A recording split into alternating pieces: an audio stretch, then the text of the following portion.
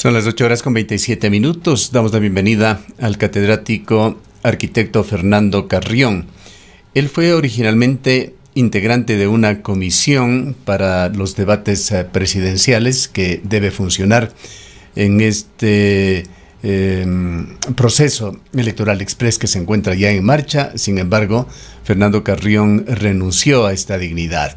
Al tiempo de darle la bienvenida, arquitecto Carrión, quisiéramos preguntarle por qué lo hizo cuando hay una necesidad de información sobre los candidatos, sobre lo que quieren, sobre lo que pretenden hacer en Ecuador. En una entrevista que realizamos hace pocos instantes hablábamos sobre el alquiler o la venta de los casilleros partidistas y la falta de sindéresis que se observa entre los movimientos políticos y los candidatos a quienes auspician y viceversa. Hace falta buena información. Los debates, con todas las limitaciones que pueden tener de alguna manera, deberían ayudar a formar el criterio ciudadano sobre candidatos, partidos y movimientos. Buenos días, Gustavo. Un saludo cordial a todos ustedes. Sí, yo hablé con la presidenta del CNE y me propuso que aceptara volver a formar parte del comité de debates. Y obviamente le acepté porque uno no puede rehusar a los puntos de partida de la democracia. Pero 2 días después salió la lista definitiva de los miembros del comité y me di cuenta que había un problema de representación bastante complejo. Éramos 4 hombres y una mujer. Y el día anterior el Tribunal Contencioso Electoral había exigido que los candidatos o las candidatas a la presidencia y vicepresidencia de la República tengan también equidad de género.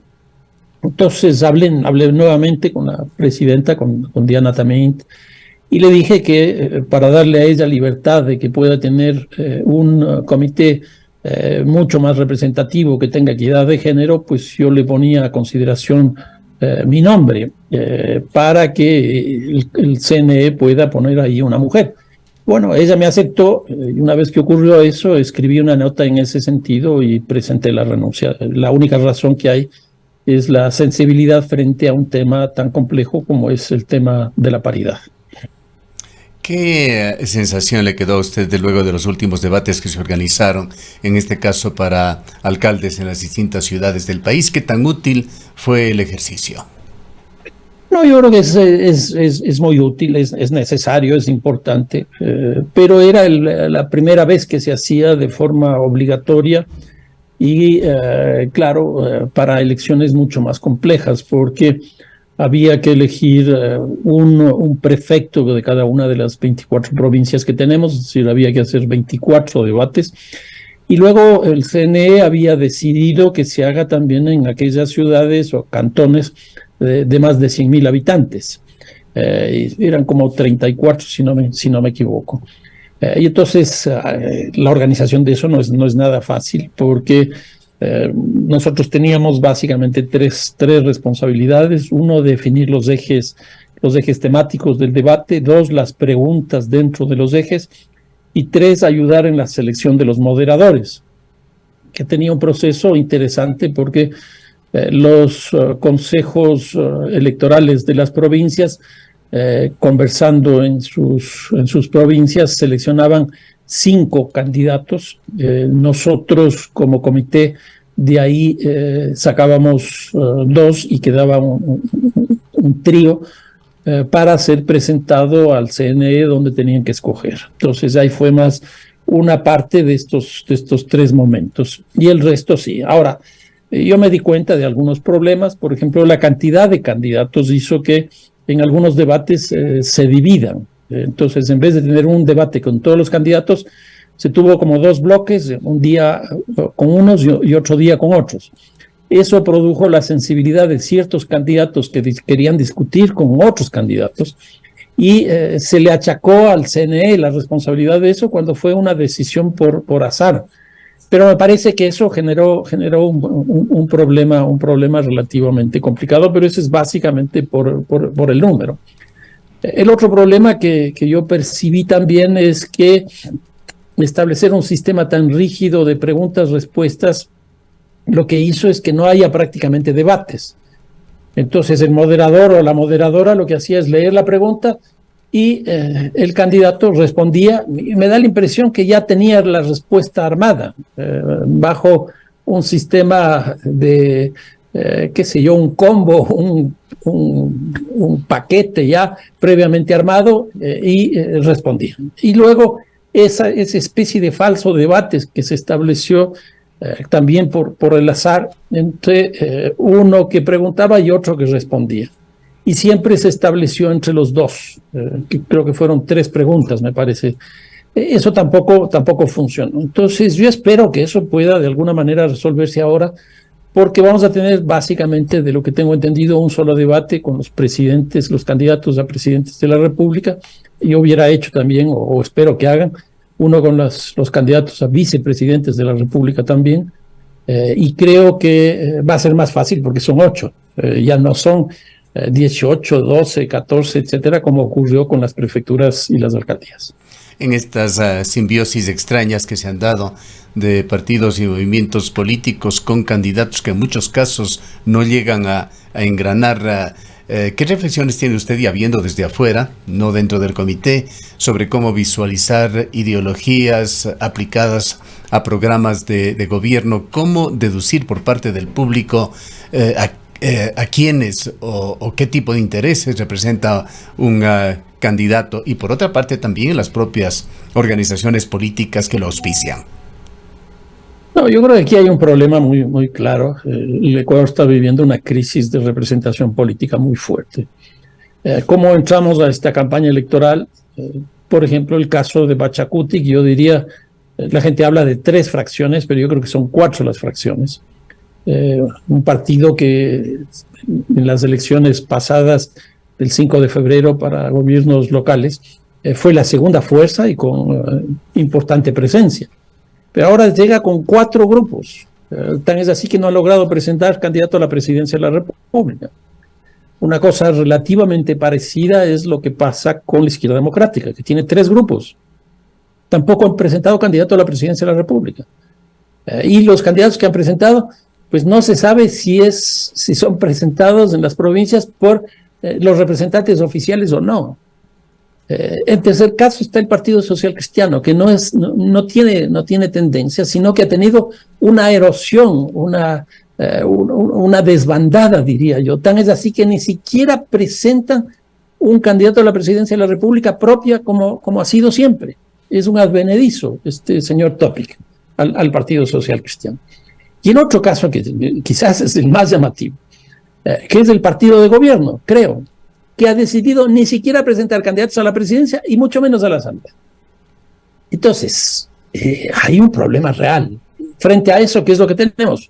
Una sola organización, que además tiene muchos problemas, porque se demoraron en establecer su candidato, o su candidata en este caso. Y en la presentación hicieron un juego ahí de marketing político que no responde a la lógica de lo que debe ser un proceso de primarias en una organización política, porque primero postulan, de acuerdo a la estructura interna de la Revolución Ciudadana, al ex vicepresidente de la República, Jorge Glass. Y luego es él que renuncia y decide presentarla a la señora González como candidata a la presidencia. Es decir, ahí no hay estructura de gobierno. En otras palabras, la crisis de representación política que nosotros tenemos es francamente muy complicada. ¿Qué es lo que vemos? De el conjunto de los 8 candidatos, pues solo uno es militante, o solo una es militante de esa organización, que es la señora González dentro de la Revolución Ciudadana. Los otros 7, ninguno es miembro de las estructuras políticas que le han presentado. Por ejemplo, el caso de Herbas. Es candidato no de la Izquierda Democrática, como era él militante. Se retiró de ahí y ahora es presentado por otro partido, que creo que se llama Retros, se me fue el nombre. Bueno, de Paul Carrasco. Luego tenemos el caso del señor Topic, que básicamente era un contratista incluso con problemas complejos que tenía en sus propios contratos. Y es auspiciado por el Partido Social Cristiano, que nunca ha militado ahí. Qué sé yo, el caso de Yacu Pérez, Él se presentó en las elecciones pasadas dentro de Pachacutic. Hoy día da la impresión que Pachacutic va a apoyarlo, pero ¿cuál de las 4 tendencias? Ahora está presentado por el Partido Socialista, por Democracia Sí, Unidad Popular y probablemente también por Pachacutic. Entonces, la situación yo creo que es muy complicada, muy complicada. Hay una especie de anemia, quizá podríamos calificarlo así, de los partidos y movimientos políticos que tuvieron alguna fortaleza en el año 2021. Allí está Guillermo Lasso, que a pesar de todos los problemas que tuvo, de esa polémica, ese polémico ingreso incluso para la segunda vuelta electoral, muchos creen que hubo fraude allí con Yacu Pérez, pero de cualquier manera llegó a ganar la presidencia de la República, tenía un bloque interesante de asambleístas. Luego está Pachacutic, y más allá de Pachacutic diríamos el movimiento indígena, que parecía estar en un punto máximo hasta el momento históricamente sobre la influencia política del movimiento indígena, aquí con todo un futuro por delante. Estuvo el Partido Social Cristiano con otro bloque importante de asambleístas, de Izquierda Democrática con Hervas, que quedó bastante bien y se perfilaba como uno de los futuros políticos con liderazgo en el país. Al cabo de 2 años y pico, todos estos partidos y movimientos políticos más bien han retrocedido, y lo que se evidencia es más bien una solidez, por lo menos una estabilidad, sino una fortaleza de la Revolución Ciudadana. Sí, pero es una fortaleza relativa, porque, por ejemplo, hoy día, en las elecciones pasadas fueron 16 los candidatos. Hoy día tenemos la mitad de candidatos. Eso debería suponer que los candidatos van a tener mayor votación. Pero ¿qué es lo que estamos viendo según las encuestas que hasta ahora se han difundido? Andrés Arauz llegó a la segunda vuelta con 34%. Hoy día la señora González está con 25%. O sea, es el partido más sólido, más fuerte, etcétera, etcétera, pero tampoco está en las mejores condiciones. Sí. No quería referirme tanto a la Revolución Ciudadana, sino más bien a los otros partidos y movimientos que aparentemente lograron una buena posición en el 2021, pero que todos ellos han tenido retrocesos. Todos ellos han tenido retrocesos. Porque, por ejemplo, la segunda fuerza política en las últimas elecciones fue Pachacutic. Si no me equivoco, obtuvo cerca de 30 escaños en el Parlamento. Creo que fueron 27. Históricamente nunca había logrado el movimiento indígena una representación tan alta. Electoralmente eran 5 o 6% en el mejor de los casos. Yacu Pérez llegó a 19.3%. ¿Por qué? Porque hizo una candidatura que, si bien tenía como plataforma Pachacutic, él se presentó como una candidatura blanco-mestiza articulada con el movimiento indígena. Y le permitió entrar en la costa, por ejemplo, y entrar en los bastiones electorales de Pachacutic.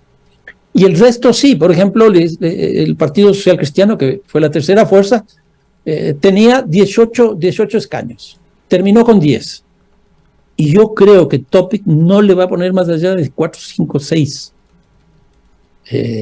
Va a ser una cosa complejísima.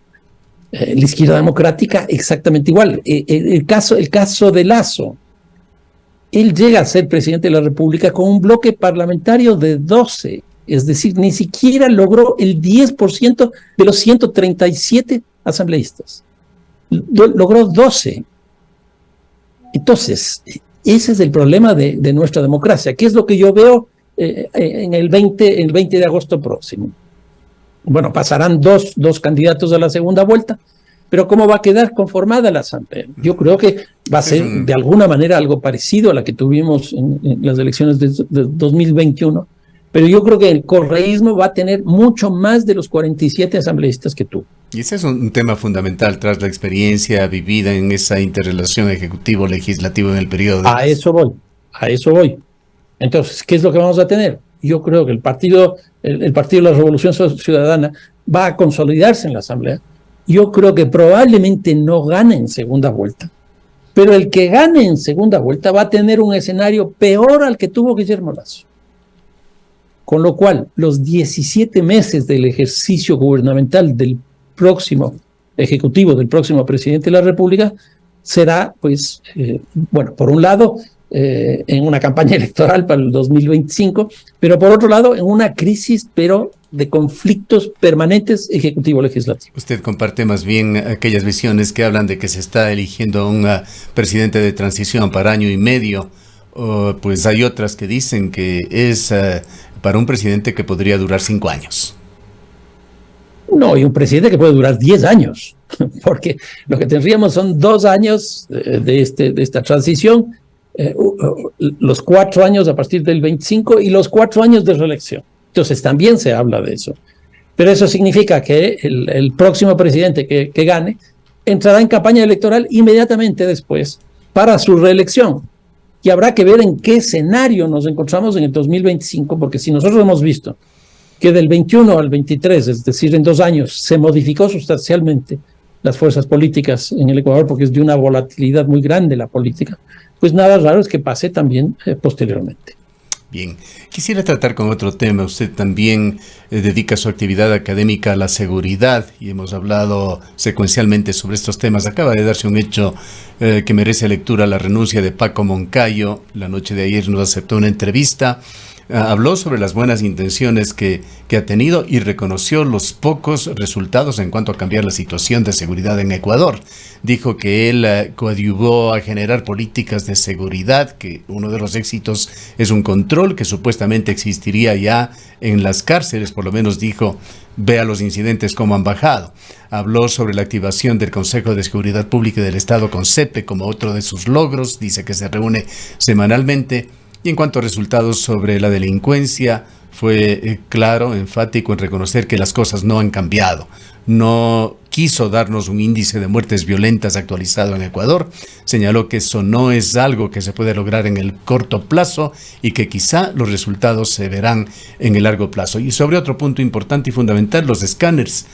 Dio una nueva postergación, señalando que ya no será junio o en junio la instalación de los escáneres en los puertos ecuatorianos, sino ha sido postergado para septiembre. Sí, bueno, es lamentable que Paco Moncayo haya renunciado. Tiene mucha experiencia desde el ámbito militar, tiene mucha experiencia desde el ámbito urbano, por su condición de comandante en jefe de las Fuerzas Armadas y por su condición de alcalde de la ciudad de Quito. Y además una persona que le ha estado haciendo seguimiento al tema de seguridad ciudadana. La entrada de él y la entrada de Bravo sin duda significaron un cambio en la política. No se ha diseñado ningún plan, ninguna estrategia, pero sí hubo un cambio, porque hasta ese momento básicamente lo que se tenía eran las declaraciones de estado de excepción como la política principal, y a esta se incorporó el tema de la definición de los actos terroristas. Ya no sobre grupos criminales como era lo tradicional, sino principalmente sobre los hechos criminales que se van produciendo. Y entonces eso modificó la correlación de fuerzas dentro del marco institucional, porque ya no era el Ministerio del Interior el que tenía el peso, sino más bien el Ministerio de Defensa. Y en ese sentido también cambia el peso relativo de la policía y de las Fuerzas Armadas, y el enfoque va a una especie de hibridez, por decirlo de alguna manera, entre las políticas de seguridad ciudadana y las políticas de seguridad pública del Estado. Pero claro, Moncayo se posicionó recién en el mes de abril, es decir, menos de 3 meses. Es muy difícil ver resultados, y sobre todo en temas como este, que es el largo plazo, el tema central. Tan es así que los hechos delictivos han seguido con la misma tendencia que estaban hasta antes de abril. ¿Qué es lo que prevé ahora en materia de seguridad? ¿Qué evolución va a tener la situación en los pocos meses que le quedan a Guillermo Lasso? Bueno, yo creo que ahora lo que está haciendo Guillermo Lasso me da la impresión ya simplemente mirar el reloj, porque bueno, la primera vuelta es ahora el 20 de agosto y tendremos ya un escenario más claro. La segunda vuelta es en octubre y la posesión del presidente es en noviembre. Es decir, ya nos quedan pues 4 meses prácticamente para ver qué es, para cerrar este ciclo. Y me da la impresión que lo que debe estar queriendo es terminar pues con algunas actividades visibles, más que enfrentarse con problemas estructurales. Por ejemplo, en el ámbito de la seguridad, yo creo que a lo que se va a dedicar es principalmente a la formación de policías, que ya tiene ofrecidos terminar con 60.000 policías, y creo que más allá de eso difícil, ¿no? Más allá de eso difícil. Y ya estamos viendo lo que pasó este domingo, por ejemplo, en el caso de Quito, en el Comité del Pueblo, o en el caso de Guayaquil, con otra masacre en el Guasmo. Y bueno, sigue la tendencia esta de 16, 17 homicidios por día, que probablemente al finalizar el año tendremos una tasa de, no sé, 35, 36 homicidios por 100.000 habitantes. Y finalmente esta revitalización que le da a la Secretaría Anticorrupción con Ana Belén Cordero.